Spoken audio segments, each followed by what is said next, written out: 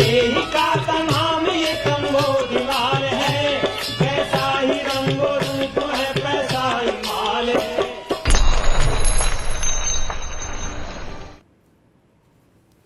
नमस्कार, मैं हूं शुभम शंकधर। आप देख रहे हैं मनी 9। मनी 9 पर समय हो गया है मनी सेंट्रल का, यानी आपके फेवरेट प्राइम टाइम शो का। मेरे साथ स्टूडियो में मनी 9 के एडिटर अंशुमान तिवारी जी जुड़ गए हैं। सर, बहुत स्वागत है आपका। और आज की जो दुविधा थी सर, सबसे बड़ी ये थी कि कौन कौन सी खबरों को शामिल किया जाए, क्योंकि आज एक ऐसा दिन था जब बहुत सारी बड़ी खबरें हमारे पास थीं। आपके हिसाब से आज वो कौन सी खबर है जिसको आप बड़ा मानते हैं और जिस पर विस्तार से हम विश्लेषण करेंगे? मनी 9 के दर्शकों का स्वागत है मनी सेंट्रल के इस कार्यक्रम में। शुभम, आपका भी स्वागत है। ये बात सच में दुविधा थी हमारे न्यूज़ रूम के भीतर कि आज हमारे पास इतनी खबरें थीं और समय सीमित था कि हम किसे बड़ा माने।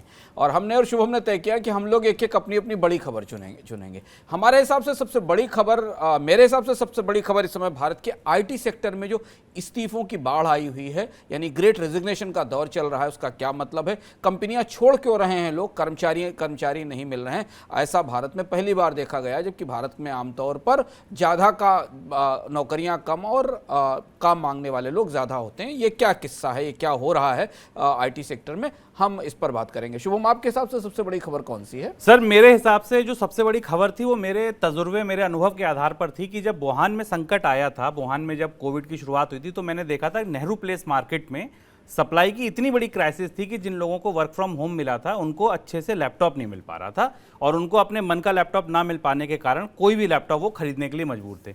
अब ऐसी ही दोबारा एक सिचुएशन बन रही है जब शंघाई में कोविड के केस बढ़ रहे हैं। वहाँ के पोर्ट्स पर 470 से ज़्यादा जहाज खड़े हैं और ये दिखा रहा है कि आने वाले दिनों में फिर से सप्लाई का संकट हो सकता है। ये खबर मेरे हिसाब से बड़ी थी, क्योंकि ये दिखाता है कि महंगाई की एक लहर और आने वाली है जो इस बार चीन से आएगी। तो ये दो बड़ी खबरें तो थीं। इसके अलावा बुलेटिन में और क्या क्या समेटा है आज के मनी सेंट्रल के प्रोड्यूसर विपुल सिंह ने, देखते हैं ऑन द शो।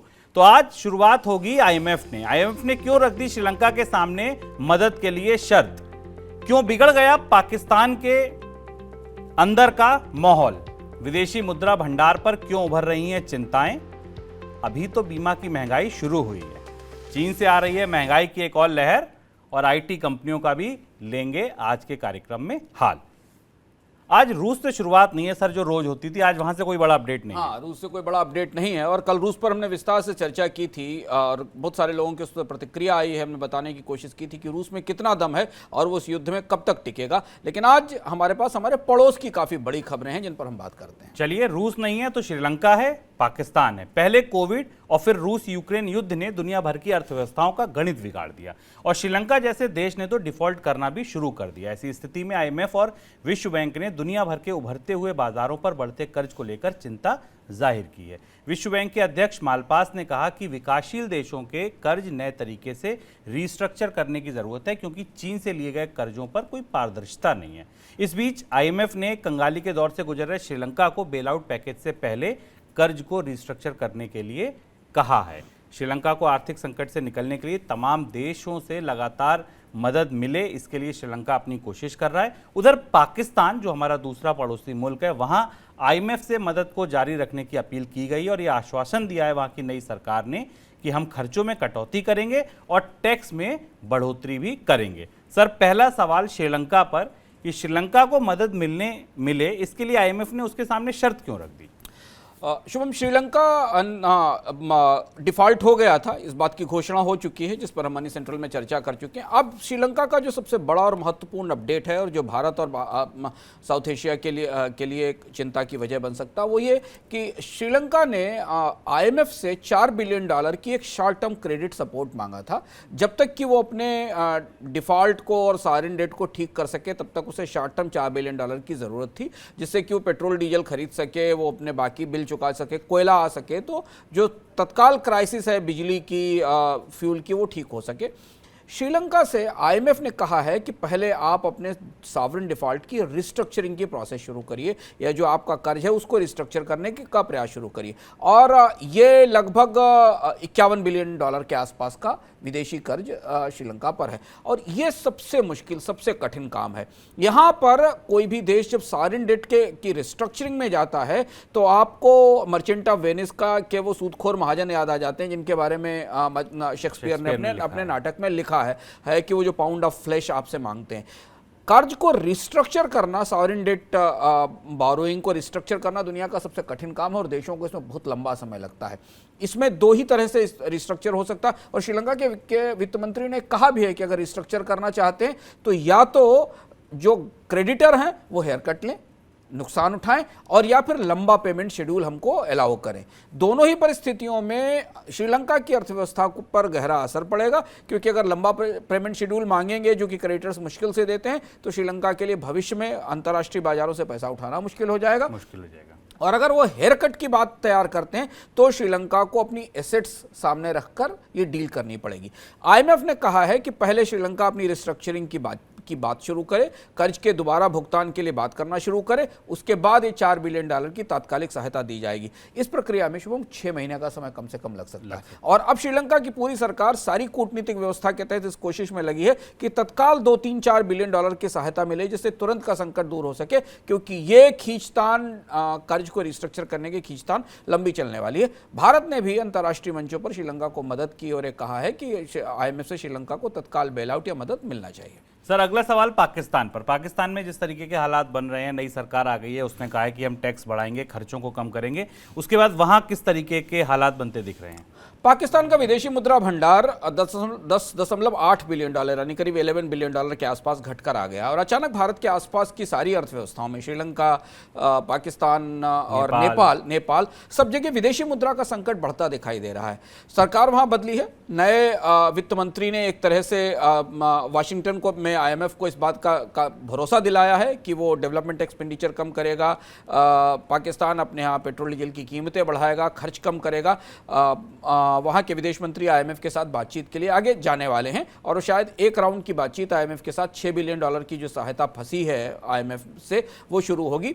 लेकिन आईएमएफ अब श्रीलंका की नई सरकार को खर्च की में कटौती के स्तर पर, टैक्स में बढ़ोतरी की शर्तों पर और बहुत सारे व्यापक सुधारों की शर्त पर ही 6 बिलियन डॉलर देगा। यानी यहां से पाकिस्तान के लोगों के लिए आईएमएफ की शर्तें मानने और आर्थिक मुसीबतों का एक नया दौर शुरू होगा। ये नेगोशिएशंस अगले 1-2 दिन में शुरू होंगी, इस पर हमारी निगाह रहेगी और हमें पता चलेगा कि आईएमएफ ने किन शर्तों के तहत इसे मंजूर किया है, या पाकिस्तान की नई सरकार उसमें से कितनी शर्तें आईएमएफ की मानने को तैयार होती है। आखिरी रास्ता मतलब ये पाकिस्तान के लिए है कि अगर आपको मदद चाहिए, सहायता चाहिए, लोन चाहिए, तो आपको शर्तें माननी ही पड़ेंगी। भारत पर भी आईएमएफ ने अपनी टिप्पणी की है और उसने कहा है कि राज्यों और केंद्र सरकार का राजकोषीय घाटा 2022-23 में 9.9% तक रह सकता है। बढ़ती एनर्जी कॉस्ट और खाने की कीमतों की वजह से राजकोषीय घाटे में बढ़ोतरी होगी। इसके अलावा साल भर में खाद की कीमतों में 80% की बढ़ोतरी भारत के लिए चिंता बढ़ सकती है। सर, इस चेतावनी का क्या मतलब है? बहुत बड़ा मतलब है भारत के लिए।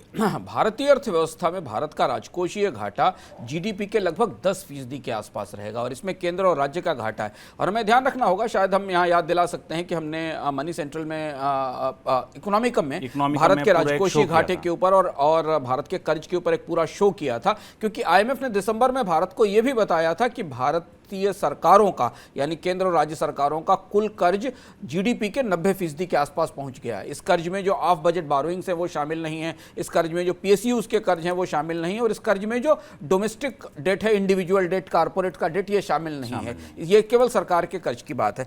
10% का राजकोषीय घाटा, वो भी ऐसी परिस्थिति में जबकि भारत की आर्थिक विकास दर में गिरावट दिखाई दे रही है, चिंता की और बड़ी चिंता की वजह। इसे मैनेज करना और इसे अंतर्राष्ट्रीय एजेंसियों को संतुष्ट रखना केंद्र सरकार के लिए बड़ी मुश्किल चुनौती होने वाली है, क्योंकि भारत की अर्थव्यवस्था में जीडीपी के डाउनग्रेड शुरू हो गए हैं, जिस पर हमने कल विस्तार से चर्चा की थी। महंगाई के अपग्रेड शुरू हो गए हैं, जिस पर हमने विस्तार से चर्चा की थी। भारत में तेज महंगाई की संभावना है। और अब इसके बाद जो अगला महत्वपूर्ण संकेत है वो राजकोषीय चुनौती को लेकर आ रहा है। हमारी निगाहें रहेंगी शुभम स्टैंडर्ड पुअर और मूडीज की तरफ कि ये दोनों बड़ी एजेंसियां भारत की रेटिंग को लेकर और साख को लेकर किस तरीके का संकेत देती हैं, क्योंकि आईएमएफ ने 10% के आसपास का, जीडीपी के 10% के आसपास का राजकोषीय घाटे का जो संकेत दिया है, ये शेयर बाजार, अंतर्राष्ट्रीय एजेंसियों और खासतौर पर बॉन्ड मार्केट के लिए बड़ा संकेत और नेगेटिव संकेत है, क्योंकि भारत में बॉन्ड यील्ड से अब सरकार के कर्ज पर ब्याज दरें जो 10 साल का कर्ज लेती है उस पर 7.5% के आसपास पहुंच चुकी है। रिजर्व बैंक की यहीं से सबसे बड़ी चुनौती शुभम शुरू होती है, क्योंकि इतना फिस्कल डेफिसिट फाइनेंस करने के लिए रिजर्व बैंक को ब्याज दरें कम रखनी पड़ेंगी केंद्र और राज्य सरकारों के लिए, जबकि बाजार की अपेक्षाएं कुछ दूसरी हैं और बाजार की अपेक्षाएं दिख रही हैं बॉन्ड की यील्ड में, जो 3 साल की ऊंचाई के आसपास ट्रेड कर रही है, कारोबार कर रही है। सर, विदेशी मुद्रा भंडार का आपने जिक्र किया कि भारत के पड़ोसी मुल्क जो भी हैं वहां पे विदेशी मुद्रा भंडार का संकट आ रहा है। भारत में भी विदेशी मुद्रा भंडार पिछले 5-6 हफ्तों में अगर आप देखें तो 28 बिलियन से ज़्यादा डिप्लीट हुआ है, कम हुआ है। यहाँ आपको कितनी चिंता दिख रही है? चिंता यहां दो तरीके से है। भारत के पास विदेशी मुद्रा भंडार 12 महीनों का है। अब इस पर बहस है। मैं कई आर्थिक विशेषज्ञों से और मर्चेंट बैंकर के से और एक्सपर्ट से बात करने की कोशिश कर रहा था, कि समझने की कोशिश कर रहा था कि क्या भारत में अलार्म बेल रिंग होनी चाहिए, पैनिक की स्थिति है या चिंता की स्थिति है। तो 2-3 तरीके के फार्मूले या 2-3 तरीके के सिनेरियो हमारे सामने निकलते दिखाई दे रहे हैं। भारत के विदेशी मुद्रा भंडार में सितंबर से अगर आप गिरावट को देखा जाए, सितंबर में भारत का विदेशी मुद्रा भंडार करीब $639 बिलियन था जो पिछले साल, और जो अब $604 बिलियन है। गिरावट की दृष्टि से ये पिछले कई सालों की सबसे तेज गिरावट है मंथ ऑन मंथ बेसिस के ऊपर, जबकि भारतीय अर्थव्यवस्था में खुल रही थी, मंदी से निकलने की कोशिश कर रही थी।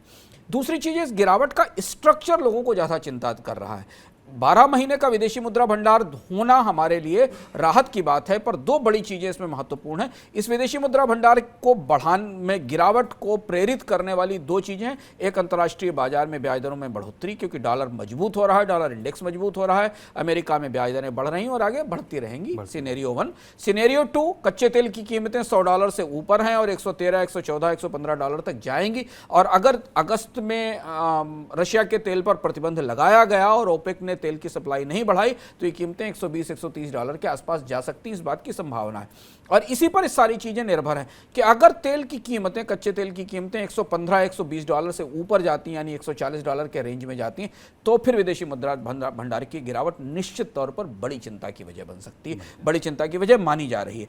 अभी फिलहाल भारत के इसका दूसरा पहलू यह है कि भारत के विदेशी मुद्रा भंडार में गिरावट लोगों को इसलिए और चिंतित कर रही है क्योंकि जो सबसे बड़ा स्रोत है बाजार में आने का वो विदेशी निवेशकों का निवेश है स्टॉक मार्केट में। और हमने कल स्टॉक मार्केट के पैकेज में मनी सेंट्रल में आपको बताया था कि भारत के शेयर बाजारों की स्थिति इस समय क्या है, कैसे शेयर बाजार एक रेंज में घूम रहे हैं, विदेशी निवेशक थोड़ी खरीदारी करते हैं, ज्यादा बिकवाली करते हैं, और ये दबाव बना हुआ है। और तीसरी चीज है कि रिजर्व बैंक गिरते विदेशी मुद्रा भंडार में रुपए की गिरावट को थामने के लिए बहुत ज्यादा मदद नहीं पहुंचा सकता, बहुत ज्यादा डॉलर बाजार में छोड़ नहीं सकता है, जबकि आयातक इस समय, जिस पर हम चर्चा करेंगे, आयातकों की, इंपोर्टर्स की सबसे बड़ी चुनौती है कि सप्लाई चेन की क्राइसिस दोबारा आ रही है, और इसलिए आयातक शायद ज्यादा इंपोर्ट हेज करना चाहेंगे, अपना समय से पहले ज्यादा बुकिंग करना चाहेंगे, क्योंकि आने वाले समय में उनको चिप की शॉर्टेज हो सकती है, कच्चे माल की शॉर्टेज हो सकती है, और इसलिए डॉलर की डिमांड सामान्य दिनों से ज्यादा शुभम बाजार में होगी, और इसलिए हमें रुपए पे दबाव बना रहेगा।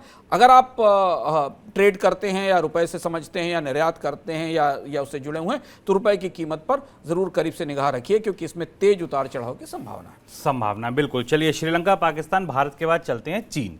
शंघाई में बढ़ते कोविड के मामले केवल चीन नहीं बल्कि दुनिया भर के लिए चिंता का सबब बन रहे हैं। चीन दुनिया की फैक्ट्री है और इस फैक्ट्री में बनने वाला सामान बड़ी मात्रा में शंघाई के बाहर स्थित पोर्ट से दुनिया भर में पहुंचता है। ताजा जानकारी के मुताबिक शंघाई शहर के बाहर पोर्ट्स पर 470 से ज्यादा जहाज कतार में खड़े हैं और माल की लोडिंग अनलोडिंग के लिए पर्याप्त लेबर वहां नहीं है। इस वजह से हुआ ये कि खाली कंटेनर की समस्या हो गई और आने वाले दिनों में वैश्विक आपूर्ति श्रृंखला यानी सप्लाई चेन प्रभावित हो सकती है। चीन की फैक्ट्रियों में बनने वाला माल शायद नेहरू प्लेस, लाजपत नगर, सदर बाजार जैसे बाजारों में दिक्कत से आए, कम आए, और ये शॉर्टेज होगी तो क्या होगा, महंगाई को ज्यादा आग मिलेगी, बल मिलेगा। सर, वुहान से बड़ा संकट कहा जा रहा है ये। तो विश्व व्यापार के लिए कहिए, भारत की दृष्टि से कहिए, कितना बड़ा संकट हो सकता है? वहां से बड़ा संकट हर हाल में है, क्योंकि कोविड के पिछले 2 फेजेस में, 2 चरणों में या 3 लहरों में शंघाई चपेट में नहीं आया था। शंघाई के चपेट में आने का मतलब क्या है, यह हमें अंतर्राष्ट्रीय अर्थव्यवस्था में की सप्लाई चेन में शंघाई का महत्व समझना जरूरी है। शंघाई दुनिया का सबसे बड़ा पोर्ट है, सबसे बड़ा कंटेनर पोर्ट है। करीब करीब 47 मिलियन TEU का ट्रैफिक शंघाई पोर्ट से जारी होता है। शंघाई के ठीक सामने दूसरी तरफ समुद्र में निंगबो जो शुआन पोर्ट है, जहां से मिनरल्स का, जहां से चीन में आने वाला कोयला, तेल और बाकी चीज़ों का ट्रेड होता है। और तीसरा जो महत्वपूर्ण सबसे बड़ा पोर्ट है वो शेंजन है। शेंजन से इलेक्ट्रॉनिक्स का निर्यात होता है। अब अगर आप इन तीनों पोर्ट्स की स्ट्रेटेजिक स्थिति, अंतर्राष्ट्रीय बाजार में जाने वाले सामान को देखें तो आपको दिखाई देगा कि तीनों पोर्ट लगभग बंद हैं।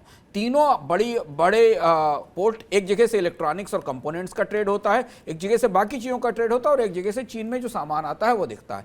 और इसके कारण जो लॉकडाउन हुआ शंघाई में, जो लंबा लॉकडाउन है, और वहाँ केस लोड काफ़ी है, वायरल का लोड काफ़ी ज़्यादा है, और इसलिए वहाँ पर उद्योग बंद हैं, कामगार उपलब्ध नहीं है। इसका असर तात्कालिक तौर पर अगले 15 दिन के अंदर हमें 3 क्षेत्रों में दिखाई देगा दुनिया में। सबसे पहले दिखाई देगा ऑटोमोबाइल के ऊपर, क्योंकि ऑटोमोबाइल के चिप्स और कंपोनेंट्स की सप्लाई पहले से टूटी हुई है, उस पर और दिक्कत आएगी। दूसरा महत्वपूर्ण हिस्सा इलेक्ट्रॉनिक्स चिप्स की सप्लाई पर दिखाई देगा, जो शेंजन से आ रहा है। और तीसरा, और जो कच्चा माल चीन की तरफ जाता है वो दिखता है। शंघाई पोर्ट की तस्वीर आप देखिए तो आपको ये दिखाई देगा कि शंघाई पोर्ट के आसपास कैसे जहाज़ों की लाइन लगी हुई है, और इसकी वजह से इस पूरे जोन से लेकर यूरोप के हिस्से तक अंतर्राष्ट्रीय बाजार में शिपिंग के किराए फिर बढ़ना शुरू हो गए हैं, क्योंकि शिप्स अवेलेबल नहीं हैं। एक और महत्वपूर्ण चीज़ यहाँ शुभम समझना ज़रूरी है कि दुनिया के बहुत सारे हिस्सों में पहले से ही इतने एडवांस ऑर्डर पड़े हुए हैं कि अब चीन की कंपनियां या चीन की फैक्ट्रियां पहले से दबाव महसूस कर रही थी अपने उत्पादन को बढ़ाने में। और अब ऐसी स्थिति में जब डिमांड आना शुरू हुई है, क्योंकि कोविड का असर पूरी दुनिया की अर्थव्यवस्थाओं पर एक जैसा नहीं है, तो इसलिए इस बार ये दबाव चीन की अर्थव्यवस्था पर भारी पड़ेगा, क्योंकि चीन में के डिमांड में भी गिरावट आएगी, एक्सपोर्ट में भी गिरावट आएगी। और यही वजह है कि शंघाई और शेंजन के इलाके में चीन की सरकार को वाइट पासपोर्ट जारी करके कई सारी फैक्ट्रियों को खोलने की इजाज़त देनी पड़ी है, जिससे कि उत्पादन चलता रहे। बिल्कुल। और कहते हैं कि चीन को जब जुकाम होता है तो इसका असर ठंड पूरे दुनिया को लगती है, क्योंकि चीन ही दुनिया की फैक्ट्री है। और इस समय शंघाई में जो लोग घरों में कैद हैं वो दरअसल चीन की 40% GDP को प्रभावित करते हैं। और अगर 40% GDP को प्रभावित करने वाले लोग, व्यापार घरों में बंद है, तो निश्चित तौर पर ये चीन की अर्थव्यवस्था पर असर डालेगा और भारत जैसे देशों में महंगाई की एक लहर वहाँ से आ सकती है। बात महंगाई की शुरू हुई है तो मनी सेंट्रल में हम आपको अलग अलग प्रोडक्ट की, सेवाओं की महंगाई के बारे में बताते हैं। मनी 9 की स्पेशल रिपोर्ट देखिए, यहाँ आज बात हो रही है बीमा की। महंगाई की पड़ताल में आज का उत्पाद बीमा है। सर्फ साबुन, पेट्रोल डीजल, आटा तेल, दूध मक्खन, मोबाइल टैरिफ आदि की महंगाई से अगर आप खींच चुके हो तो आज बारी बीमा की है, क्योंकि बीमा की कीमतें भी पॉलिसी धारकों के पसीने छुड़ा रही हैं। बीमा एजेंट पॉलिसी रिन्यू के लिए पिछले साल से ज्यादा पैसे मांग रहे हैं, यानी केवल जीवन जीने की लागत नहीं बढ़ी बल्कि जोखिम की सुरक्षा भी महंगी हो गई है। LIC के एक वरिष्ठ अधिकारी ने बताया कि जीवन बीमा बीते 2 साल में 30% महंगा हो गया है। ये आगे और बढ़ेंगे, इसकी तैयारी भी पुख्ता है। स्वास्थ्य बीमा, कार बीमा के प्रीमियम भी औसत 10 से 15% बढ़ गए हैं। दरअसल कोविड ने बीमा के बाजार में सारे समीकरण ही बदल दिए। कोरोना से पहले न कभी इतने दावे आए, न ग्राहक बीमा के प्रति इतने जागरूक हुए। नजीर के तौर पर स्वास्थ्य बीमा को ही ले लीजिए। जनरल इंश्योरेंस काउंसिल की रिपोर्ट बताती है कि वित्त वर्ष 2020-21 में बीमा कंपनियों ने स्वास्थ्य दावों के लिए कुल 7900 करोड़ रुपए का भुगतान किया। कोविड आया तो भुगतान तेजी से बढ़ा। वर्ष 2021-22 में भुगतान की रकम बढ़कर 25,000 करोड़ रुपए पर पहुंच गई, यानी 300% से ज्यादा। बीमा दावों में भारी वृद्धि हुई तो री इंश्योरेंस की दरें 40% तक बढ़ गई हैं। री इंश्योरेंस मतलब जब कोई बीमा कंपनी अपने लिए किसी दूसरी कंपनी से बीमा खरीदती है तो उसे री इंश्योरेंस कहते हैं।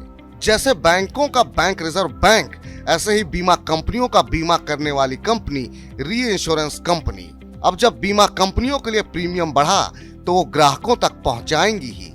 हालांकि जनरल इंश्योरेंस कंपनियों की शीर्ष संस्था जनरल इंश्योरेंस काउंसिल के महासचिव एमएन शर्मा कहते हैं कि कोविड काल में दावों के भुगतान को लेकर स्वास्थ्य बीमा कंपनियां दबाव में हैं। नियमों के तहत स्वास्थ्य बीमा कंपनियां 3 साल के अंतराल पर प्रीमियम बढ़ा सकती हैं, लेकिन इसके लिए उन्हें बीमा नियामक इरडा से मंजूरी लेनी होती है। बढ़ते दावों के भुगतान से राहत के लिए कंपनियों ने इरडा से प्रीमियम बढ़ाने के लिए कई बार मांग की, लेकिन कोरोना काल में स्वास्थ्य बीमा के प्रीमियम में कोई इजाफा नहीं हुआ है। इरडा ने यह मामला हर बार टाल दिया। यह मामला अभी भी इरडा के पास विचाराधीन है। स्वास्थ्य बीमा के प्रीमियम में कितनी बढ़ोतरी होगी, इस बारे में अभी कुछ कहा नहीं जा सकता। एमएन शर्मा आगे ये भी कहते हैं कि गाड़ियों के थर्ड पार्टी इंश्योरेंस का प्रीमियम भी पिछले 3 साल से नहीं बढ़ा है। उद्योग की मांग के बाद केंद्रीय सड़क एवं परिवहन मंत्रालय ने राय मांगी है। उम्मीद है कि थर्ड पार्टी इंश्योरेंस के प्रीमियम में 1 से 2% की बढ़ोतरी हो सकती है। शर्मा जी की ही बात माने तो कंपनियों ने तो अभी कीमतें नहीं बढ़ाई हैं, यानी मंजूरी के बाद वाली आधिकारिक कैलानिया महंगाई तो अभी आना बाकी है। अभी जो दबे पांव महंगाई आई है वो तो पॉलिसी का गुणा गणित बदलने पर है। पॉलिसी का गुणा गणित मतलब उम्र बढ़ गई, वजन ज्यादा है, सिगरेट शराब का सेवन करते हैं। जीवन बीमा के बाजार पर हाल में एसबीआई रिसर्च की एक रिपोर्ट भी आई है, जिसमें देश में बीमा की पहुंच धीमी गति से बढ़ने पर चिंता जताई गई है। देश में बीमा पहुंच बढ़ने की दर 2001-02 में 2.72% थी, जो 2020-21 में बढ़कर 4.20% हो पाई है। देश में सिर्फ 30% लोग ही जीवन बीमा के दायरे में हैं। हालांकि कोविड के बाद बीमा लेने वालों की तादाद बढ़ी है। मार्च में जीवन बीमा कंपनियों का नया बिजनेस प्रीमियम 37% बढ़कर 59,608 करोड़ रुपए हुआ। रिपोर्ट में यह भी सुझाव दिया गया है कि बीमा का दायरा बढ़ाने के लिए सरकार को टर्म और हेल्थ इंश्योरेंस पर जीएसटी की दर घटाकर 0 या 5% कर देनी चाहिए। अभी बीमा खरीदने के लिए 18% जीएसटी चुकाना पड़ता है। मनी 9 के लिए देवेंद्र शर्मा। सर, देवेंद्र शर्मा जी की रिपोर्ट ये भी कह रही है कि महंगाई बढ़ी है बीमा की, और ये भी कह रही है कंपनियों को भी अनुमति मिली नहीं है। ये क्या उलझन है? शुभम, इस रिपोर्ट से एक चीज़ का अंदाज़ हो रहा है और जिसके लिए जो बीमा कराने वाले लोग हैं उन्हें सतर्क रहना चाहिए कि हमने अभी सिर्फ उस महंगाई की बात की है इस रिपोर्ट में, जो महंगाई एड ऑन सुविधाएं देने के कारण या नई चीज़ों की सुविधाएं देने के कारण आई है, टैक्स के कारण, जीएसटी के कारण आई है। बीमा कंपनियां पिछले 3-4 साल से रेगुलेटर से इस बात की बहस कर रही हैं कि उनकी जो बेसिक कॉस्ट है बीमा की वो बढ़ रही है, क्योंकि उन्हें दावों के कारण, बाकी जो ओवरहेड्स बीमा कंपनियों के बढ़ते हैं, री इंश्योरेंस कंपनियों के प्रीमियम के कारण, बाकी जो ऑपरेशनल कॉस्ट है उनके किराए और फ्यूल और बाकी खर्चे भी बढ़ रहे हैं, उसे कवर करने के लिए उन्हें बीमा की सामान्य लागत में बढ़ोतरी करनी, वो तो अभी आई नहीं है। अभी ये बढ़ोतरी जो हमें दिखाई दे रही है ये बुनियादी बीमा की लागत में बढ़ोतरी के कारण दिखाई नहीं दे सामने नहीं आई। और अगर IRDA या बाकी जो रेगुलेटर्स हैं उसकी मंजूरी देते हैं तो आने वाले समय में वो महंगाई और आएगी। इस बात के संकेत हमें लगातार बीमा उद्योग से मिल रहे हैं। बिल्कुल। चलिए अगली खबर की तरफ बढ़ते हैं। वेतन भोगियों के साथ साथ अपना काम धंधा करने वाले स्वरोजगारी भी EPFO के दायरे में आ सकेंगे, यानी वे भी अपनी सैलरी का एक निश्चित हिस्सा प्रोविडेंट फंड में जमा कर सकेंगे। सरकार इसकी तैयारी कर रही है। इससे जुड़े प्रस्ताव पर EPFO की कमेटी विचार कर रही है। अंतिम फैसला EPFO के सेंट्रल बोर्ड ऑफ ट्रस्टीज की ओर से लिया जाएगा। ऐसा हुआ तो देश में करीब 1.5 करोड़ स्वरोजगारी भी इसका फायदा ले सकेंगे। सर, ये इतना आसान है? कौन कौन सी बातें ध्यान रखनी होंगी? मुझे नहीं लगता इसमें आसान है। इसमें 3-4 बड़ी चीज़ें हैं जिनके बारे में अभी स्पष्टता नहीं है। EPFO की एडहॉक कमेटी इस पर बात कर रही है। पहली दुविधा, सबसे पहली दुविधा 15,000 रुपए की जो बेसिक इनकम लिमिट है जिसके आधार पर ईपीएफओ में किसी को शामिल किया जाता है, क्या वही सीमा सेल्फ एम्प्लॉयड के लिए होगी? क्योंकि सेल्फ एम्प्लॉयड का रेंज बहुत बड़ा है। तो क्या ईपीएफओ एक अलग कैटेगरी, एक अलग बास्केट बनाएगा जिस बास्केट में सेल्फ एम्प्लॉयड को अलग रखा जाएगा और जो जनरली कंपनी में एम्प्लॉयड हैं उन लोगों को अलग रखा जाएगा, जिनके प्रोविडेंट फंड में एक कंट्रीब्यूशन उनके एम्प्लॉयर का भी होता है, यानी उनके नियोक्ता का भी पैसा उसमें जाता है और उनका भी पैसा जाता है। सेल्फ एम्प्लॉयड के लिए तो कोई नियोक्ता है नहीं, तो वो कितना कंट्रीब्यूशन करेगा? और इस कंट्रीब्यूशन के आधार पर ही तय होगा कि ईपीएफओ 8.1% की 8.1% या 8.1% की जो हाई इंटरेस्ट रेट पे करता है वो इन्हें देगा कि नहीं देगा? क्योंकि अगर कॉर्पस छोटा होगा तो उतना रिटर्न या उतना इन्वेस्ट जमा पर उतना रिटर्न ईपीएफओ इनको दे पाएगा कि नहीं दे पाएगा, दूसरी चीज।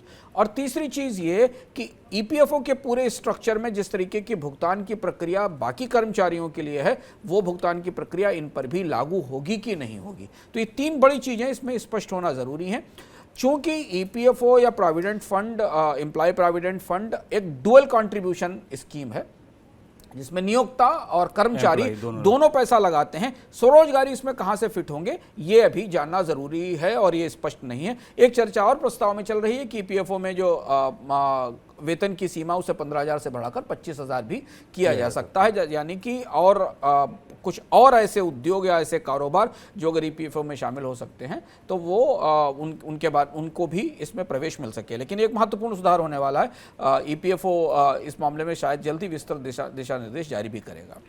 चलिए आगे बढ़ते हैं। भारत में खाने के तेल के महंगे होने का ठीकरा रूस यूक्रेन युद्ध और पाम ऑयल के लिए आयात पर निर्भरता के लिए या उस पर फोड़ा जाता है। लेकिन क्या आप जानते हैं कि दुनिया में सबसे ज़्यादा पाम ऑयल उत्पादन करने वाला देश इंडोनेशिया, वहाँ भी तेल की महंगाई और उसकी कमी लोगों को परेशान कर रही है। इंडोनेशिया में खाने का तेल की कीमत 14,000 इंडोनेशिया के रुपए में पहुँच गई है। बढ़ती हुई कीमतों को देखते हुए सरकार ने जनवरी में एक्सपोर्ट का जो माल था उसको भी घरेलू बाजार में छोड़ने के लिए कहा, उसका कुछ हिस्सा घरेलू बाजार में छोड़ने, लेकिन इसके बाद भी वहाँ समस्याएं कम नहीं हो रही। सर, इंडोनेशिया तो पूरी दुनिया को तेल खिलाता है, वहाँ फिर ऐसी समस्या क्यों? इंडोनेशिया में पाम ऑयल की क्राइसिस होगी इसके बारे में कभी इंडोनेशिया के लोगों ने भी नहीं सोचा था। और ये एक अनोखा संकट है इंडोनेशिया की दृष्टि से, क्योंकि इंडोनेशिया दुनिया में सबसे ज़्यादा तेल पाम पैदा करता और पाम एक्सपोर्ट करता है, तो वहाँ क्राइसिस क्यों आई? ये थोड़ा जटिल और पेचीदा समस्या है इंडोनेशिया की। पहली चीज़ तो महत्वपूर्ण बात यह है कि इंडोनेशिया में की सरकार ने कुछ सरकारी अधिकारियों को और ट्रेड मिनिस्ट्री के ऑफिशियल्स को इस मामले में पकड़ा है कि उन्होंने क्राइसिस के बीच में एक्सपोर्ट लाइसेंस में घोटाला किया, यानी तेल के निर्यात के बड़े लाइसेंस और सौदे कर लिए, जबकि देश के भीतर पाम ऑयल की या खाने वाले तेल की दिक्कत थी। पहली चीज़। दूसरी चीज़ ये है कि कोविड लॉकडाउन के दौरान जो लेबर मलेशिया से इंडोनेशिया में आते थे या जो काम करने वाले लोग आते थे, उनकी संख्या काफ़ी कम हो गई और जिसके कारण पाम की क्रॉप में या पाम के उत्पादन में और पाम ऑयल की प्रोसेसिंग में कमी आई और गिरावट आई। और तीसरी महत्वपूर्ण बात यह कि चूंकि अंतर्राष्ट्रीय बाजार में पाम ऑयल की और रिफाइंड की मांग बहुत तेजी से बढ़ी, खासतौर से रूस के संकट के दौरान और उसके बाद भी, तो इंडोनेशिया के प्रोड्यूसर्स ने, और यह कहा जाता है कि इंडोनेशिया में कुछ ही कंपनियां हैं जिनके पास अधिकांश पाम ऑयल के प्रोसेसिंग का और कल्टीवेशन का बिजनेस है, उन्होंने निर्यात के बाजारों को ज़्यादा तरजीह दी, एक्सपोर्ट को ज़्यादा तरजीह दी और इससे घरेलू बाजार में किल्लत पैदा हुई है। और इसलिए वहाँ की सरकार ने अब इंपोर्ट रोका है, एक्सपोर्ट रोका है, एक्सपोर्ट के ऊपर ड्यूटीज़ लगाई हैं, देश के भीतर खाद्य तेल उपलब्ध कराने की प्रक्रिया शुरू की है। इसका सीधा असर हमारे आपकी रसोई तक आ रहा है, क्योंकि इंडोनेशिया की पाम की सप्लाई, इंडोनेशिया से एडिबल ऑयल की सप्लाई अंतर्राष्ट्रीय बाजार में अगर टूटेगी तो उसका असर अंतर्राष्ट्रीय बाजार में कीमतों पर पड़ेगा, खासतौर से उस परिस्थिति में जबकि एक और दूसरा बड़ा सप्लायर रशिया और यूक्रेन, जहां से सनफ्लावर ऑयल हमारे पास आता है, सूरजमुखी का तेल आता है, वो भी अभी आपूर्ति नहीं कर पा रहा। इसलिए अगर आप अगले 6 महीने के खर्च का बजट बनाना चाहते हैं तो ध्यान रखें कि खाने वाला तेल आने वाले कुछ महीनों तक और ज़्यादा महंगा रह सकता है। रुपया कमज़ोर हो रहा है, टेक्नोलॉजी की मांग बढ़ रही है, नई नई कंपनियां आ रही हैं। आईटी कंपनियों के लिए, भारत की स्पेशली जो एक्सपोर्ट करती हैं सेवाओं को, उनके लिए इससे बेहतर मौका, इससे अच्छा क्या हो सकता है? लेकिन इसके बाद भी आईटी कंपनियों में चिंताएं हैं, उनके शेयर गिर रहे हैं। ऐसा इसलिए क्योंकि आईटी कंपनियों में लोगों के इस्तीफा देने की जो रफ्तार है वो बहुत तेजी से बढ़ी है। वहाँ कर्मचारी लगातार इस्तीफा दे रहे हैं। बीती तिमाही में देश की दिग्गज आईटी कंपनी इन्फोसिस और टीसीएस में कर्मचारियों के नौकरी छोड़ने की जो रफ्तार थी, एट्रिशन रेट जिसे कहते हैं, वो तेजी से बढ़ा। टीसीएस का एट्रिशन रेट 17% के पार चला गया, जबकि इन्फोसिस का एट्रिशन रेट 27% के पार निकल गया। सर, आईटी कंपनियों में अचानक ये भगदड़ क्यों मच गई? शुभम, भारत में के लिए अनोखा घटनाक्रम है जिसके बारे में हमने शुरुआत में बात कही थी। कोविड का लॉकडाउन खत्म होने के बाद अंतर्राष्ट्रीय बाजारों में, खासतौर से यूरोप और अमेरिका में एक बड़ा घटनाक्रम दिखाई दिया था, जो वहाँ के अखबारों में ग्रेट रेजिग्नेशन के नाम से छपा था। यानी बहुत सारे लोग काम छोड़ रहे थे, काम करना नहीं चाहते थे, और कंपनियों में अवसर थे, कंपनियों में तनख्वाहें थी, कंपनियों के पास ऑर्डर पड़े हुए थे, और इसलिए कंपनियों को उस समय ज़्यादा लोगों की ज़रूरत थी और लोग नौकरियाँ छोड़ रहे थे। यूरोप में तो ग्लासडोर जैसी जो ह्यूमन रिसर्च फर्म है, उनका मानना था कि हाई प्रोफाइल जॉब्स, जो टॉप हाई प्रोफाइल 20% जॉब्स हैं, वहां भी लोगों की जरूरत नहीं थी। वैसी ही परिस्थिति भारत के आईटी उद्योग में दिखाई दे रही है। आईटी उद्योग में नौकरियां छोड़ने वालों की दर, जिसे ये कहा जाता है LTM आईटी सर्विसेज बोलते हैं, वॉलंटरी अल्ट्रेशन रेट है, ये 2 गुना 3 गुना हो गया है। इन्फोसिस में, विप्रो में, माइंड ट्री में 22% 20% का एट्रिशन रेट है। टीसीएस में करीब 15% के आसपास है। तो यानी भारत की जो बड़ी सूचना तकनीक कंपनियां हैं, उनमें लोग काम करना नहीं चाहते, और ये बड़ी दिलचस्प और रहस्यमय बात है, और इस पर कंपनियों के बीच में एक झगड़ा शुरू हुआ है।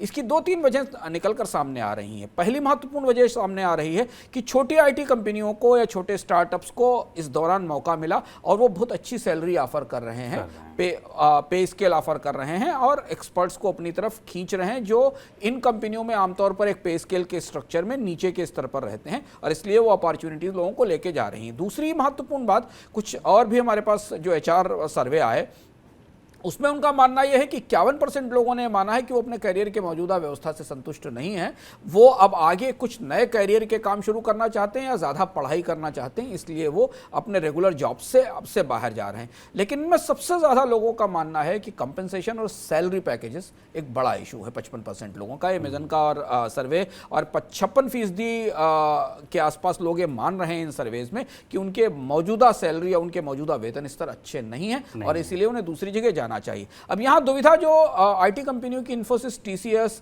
माइंडट्री या विप्रो जैसी कंपनियों की बहुत बड़ी कंपनियां हैं, और ये अपने यहाँ अचानक वेतन में 200% 300% की बढ़ोतरी नहीं कर सकती, क्योंकि इससे इनके पूरे कॉस्ट का स्ट्रक्चर बिगड़ जाएगा। इन्होंने जो ऑर्डर्स ले रखे हैं, उन ऑर्डर्स पे जो रिटर्न है उसका स्ट्रक्चर बिगड़ जाएगा, और इसलिए हम ये देख रहे हैं कि ऐसी परिस्थिति में जबकि अंतर्राष्ट्रीय बाजार में सूचना तकनीक की मांग बढ़ी, कोविड के बाद लोगों ने ज़्यादा टेक्नोलॉजी का इस्तेमाल करना शुरू किया, डिजिटल टेक्नोलॉजी की डिमांड नई तरह से आई, artificial intelligence, cloud computing, machine learning, digital services की बड़ी बाढ़ आई है। उस स्थिति में भी शेयर बाजार में, भारतीय शेयर बाजार में सूचना तकनीक कंपनियों के शेयर बुरी तरह पिट रहे हैं। आईटी कंपनियों के शेयरों की स्थिति देखिए, चाहे इन्फोसिस हो या टीसीएस हो, उनमें गिरावट की सबसे बड़ी वजह है कि इनका कच्चा माल, इनकी सबसे बड़ी एसेट इनका ह्यूमन रिसोर्स है, इनका HR है, और जब वो छोड़कर जाने लगेगा तो निवेशकों को ये समझ में आ रहा है कि इन कंपनियों के लिए तत्काल आने वाले समय में अपने कारोबार को चलाए रखने में चुनौती आएगी। सर, ये लेबर लॉ और नॉन कॉम्पिटिटिव क्लॉज जो है, इसका क्या झगड़ा है? अब झगड़ा दूसरा शुरू हुआ है। झगड़ा ये शुरू हुआ है कि चूंकि कॉम्पिटिटिव कंपनियों में लोग जा रहे हैं, तो कई जगह कंपनियों ने अपने पुराने कॉन्ट्रैक्ट्स में से वो प्रावधान निकाल कर सक्रिय कर दिए हैं, जहां अगर आप कोई कंपनी छोड़कर दूसरी कंपनी में जा रहे हैं तो वहां उसी क्लाइंट से डील नहीं करेंगे जिस क्लाइंट से आप यहां डील कर रहे थे, और इसके साथ जो मूवमेंट रोकने के लिए तमाम तरीके के हर्डल्स खड़े किए जाते हैं कि कंपनी छोड़कर आप दूसरी प्रतिस्पर्धी कंपनी में ना जाए, वो शुरू हुआ। और इसके कारण आईटी सेक्टर की जो वर्कफोर्स है उसमें बहुत सारी उथल पुथल और ऊहापोह और गहमा गहमी है। कई जगह कर्मचारी सरकार से या लेबर डिपार्टमेंट से भी मिलने की कोशिश कर रहे हैं ताकि वो अपनी कंपनियों को ये इस तरीके की शर्तें लगाने से रोक सकें। दूसरी तरफ जो हायर करने वाली कंपनियां हैं वो भी एक नई तरीके की शर्तें लगा रही हैं कि 3 साल 4 साल 5 साल तक आप बॉन्ड साइन करेंगे और वहां काम करेंगे। तो ये बड़ी अनोखी उथल पुथल है भारत के रोजगार बाजार में, जहां आमतौर पर हम इसे इस तरह से मानते रहे कि भारत में तो काम करने वाले लोगों की भीड़ लगी है और काम नहीं है।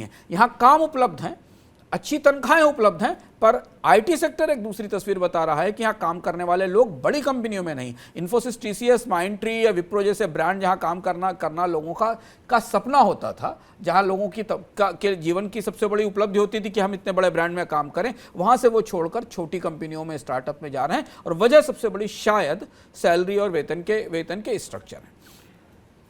तो ये बड़ी एक रोचक खबर भी आप इसको मान सकते हैं कि भारत में ज़्यादातर खबरें बेरोजगारी की और रोजगार ना होने की आती हैं, वहीं एक ऐसा सेक्टर भी है जहां इस्तीफे ना हो, इसके लिए कंपनियां कोशिश कर रही हैं। ये थी हमारी आज की पेशकश, आज का मनी सेंट्रल जो खबरों से लोडेड था। सर बहुत शुक्रिया आपका जुड़ने के लिए, खबरों पर विश्लेषण के लिए, चर्चा के लिए। कल आपसे फिर मुलाकात होगी शाम को 7 बजे, तब तक के लिए दीजिए इजाज़त, नमस्कार। यही का तमाम ये कम्बोज लाल है, कैसा ही रंगो रूप